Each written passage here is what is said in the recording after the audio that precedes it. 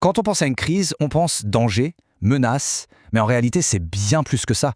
C'est vraiment le test ultime du leadership.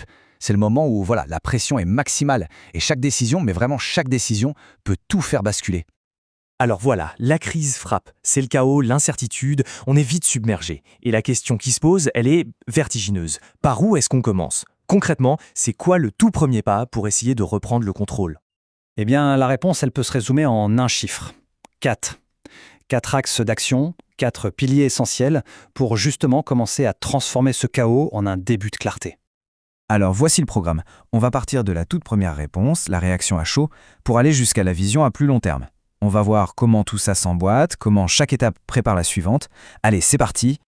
Voilà, premier axe, la première réponse, c'est vraiment le point de départ. Face à l'urgence, la priorité numéro 1, c'est de remettre de la structure là où il n'y a plus que du désordre. La mission, si on peut dire, c'est de couler les fondations de toute la réponse à la crise.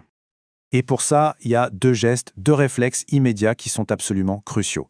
D'abord, il faut comprendre, analyser vite, mais bien, ce qui est en train de se passer, sans se laisser submerger par la panique. Et tout de suite après, il faut monter le cerveau de l'opération, c'est-à-dire une équipe dédiée, la fameuse cellule de crise, pour piloter la suite des événements. Et dans cette cellule de crise, on met qui? Eh bien, c'est un mélange. Sa force, c'est justement sa diversité. On a besoin des managers clés, ceux qui décident. On a besoin des responsables de la com pour maîtriser le récit. Et bien sûr, des experts du secteur, ceux qui ont la connaissance pointue du terrain.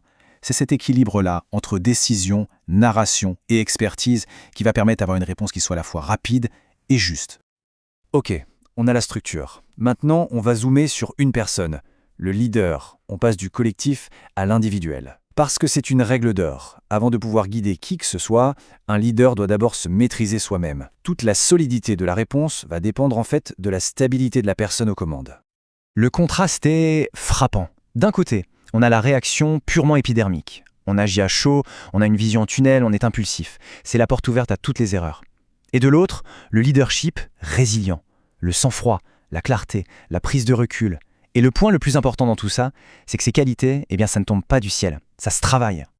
Et c'est précisément là que des outils comme le coaching de dirigeants peuvent entrer en jeu. Attention, ce n'est pas une formule magique.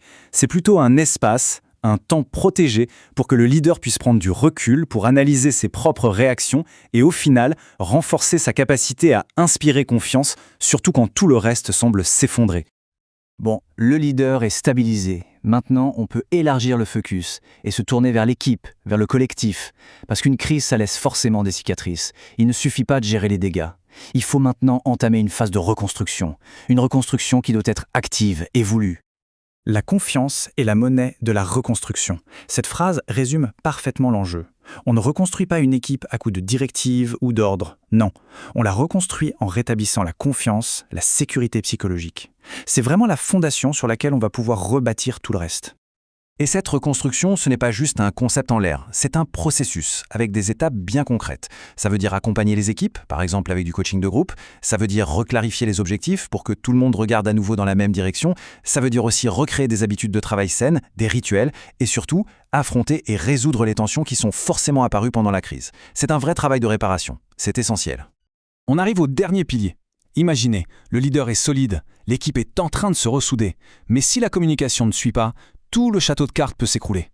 Gérer une crise, c'est aussi et peut-être surtout gérer le récit, l'histoire qu'on raconte.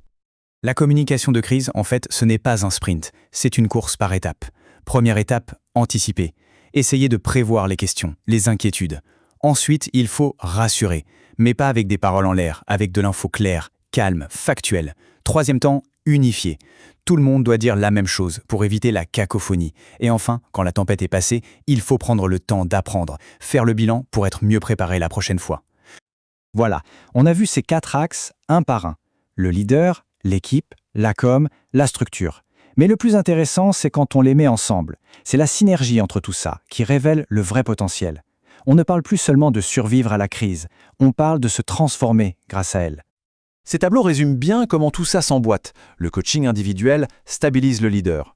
Le coaching d'équipe, lui, reconstruit le collectif. Les experts en gestion, ils assurent que l'opérationnel tient la route. Et les pros de la com, ils gèrent le récit. Et quand on combine tout ça, le résultat, ce n'est pas juste un retour à la normale, c'est une véritable évolution de toute l'organisation. Et c'est ça le message central. L'objectif, ce n'est pas juste de survivre, c'est d'évoluer. Une crise qui est bien gérée, en fait, ce n'est pas un retour au point de départ. C'est une sorte d'accélérateur. C'est une occasion un peu forcée, certes, de se réinventer, de renforcer ses bases et de devenir beaucoup plus solide pour affronter l'avenir. Ce qui nous amène à cette dernière question. Et si, au fond, cette grande menace qu'est la crise était aussi, et en même temps, la plus grande des opportunités?